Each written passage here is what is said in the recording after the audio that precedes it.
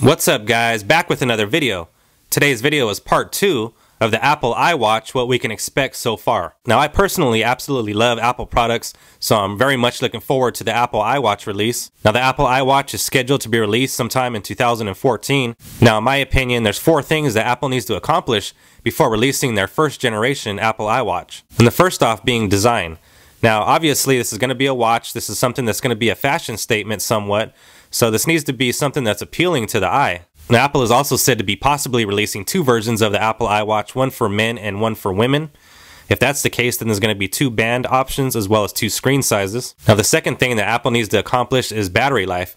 Now up to this point, rumors have suggested that Apple has only been able to accomplish up to 2 to 3 days of battery life. Rumors have also went on to state that Apple is not satisfied with 2 to 3 days of battery life, but they're looking for 5 to 7 days of battery life on one single charge. There's also 2 more possible forms of charging the battery as well that Apple is exploring, one of those being solar charging and the other being motion charging.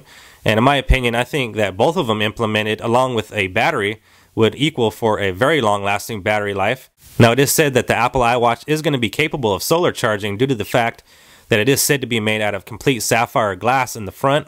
And motion-based charging is definitely an option for them as well. And up to this point, motion-based charging is found in more higher-end watches such as Bulova and Movado. Now, in my opinion, I think solar charging is somewhat of a bad idea when it comes to a tablet and a smartphone.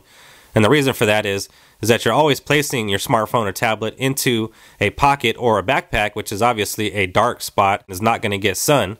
And I don't know about you guys, but I've always tried to keep my devices out of direct sunlight. Now, a smartwatch that goes on your wrist, on the other hand, is definitely going to be exposed to the elements, therefore would be a smarter idea to use solar charging for.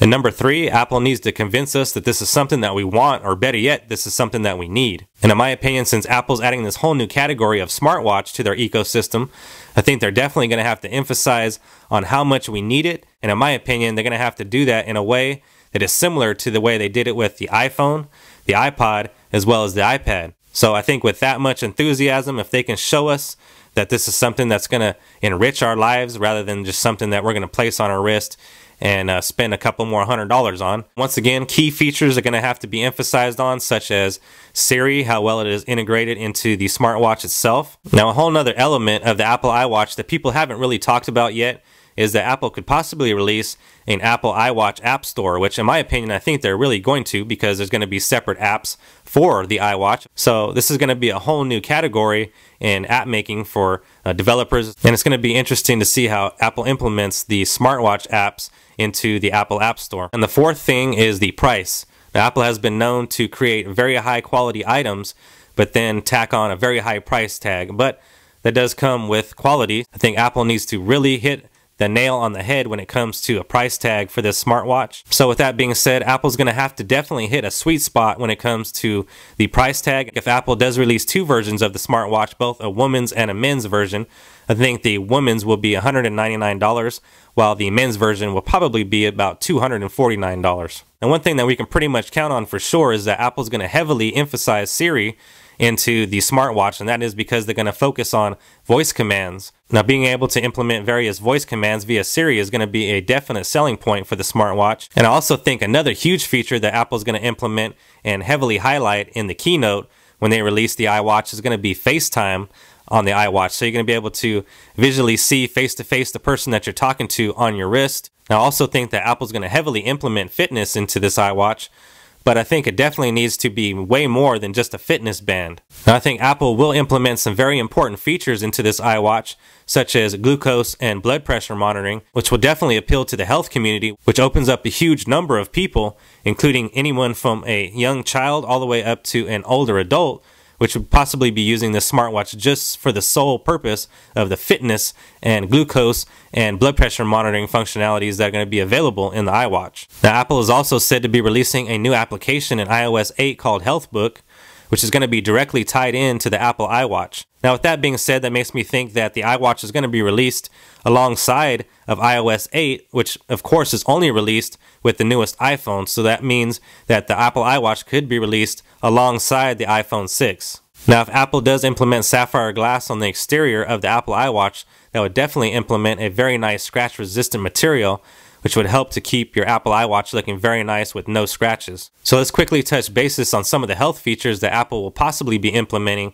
into the iWatch. Now, this particular category has already been bombarded with health and fitness bands and wearable fitness technology monitors. So Apple will definitely have to release the next big thing when it comes to fitness. Now, one way that Apple could take a huge leap into the health industry is by making their devices MFI capable. And what that would do is it would offer up the ability for your smartwatch to connect with the devices that are in the hospital, and therefore allow you to record the information that's being taken. So for instance, your temperature, when it's being taken, you can track that on your smartwatch. So basically, in return, the MFI devices will send all the statistics of your health over to your smartwatch. Therefore, you can monitor it each time that you come to the doctor, each time you have to go to the hospital. Now, another way that that can heavily be implemented into the health industry is that if something happens to you, let's say you're an older person or you're unconscious and you can't actually give them any information about you, they can act very quickly by scanning your iWatch and find out all the information health-wise that has to do with you particularly as an individual. Now, when it comes to you being able to track your health statistics,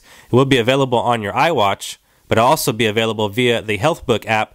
Once again, that's going to be released in iOS 8.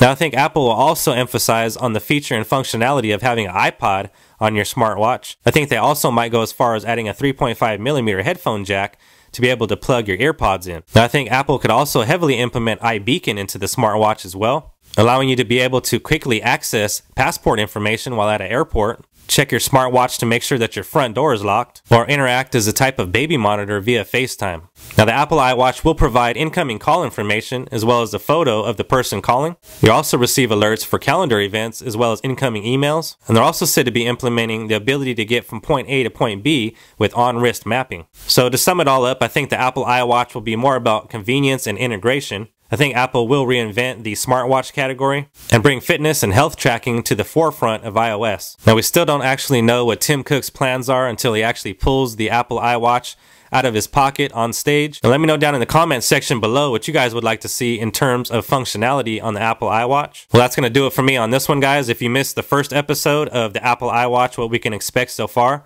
I will have it linked down below. If you have not yet checked out my free application for iOS and Android, ReviewTheBest, be sure to do so. The link will be available down below. Be sure to check out my website, factoryfreshcontent.com. I also have another YouTube channel that I'm currently running here on YouTube. Be sure to check it out. Once again, it will be linked down below. If you have not yet subscribed to the channel, now's a great time to do so. Be sure to drop a thumbs up down below. As always, thank you guys for watching, and I'll see you guys on the next one.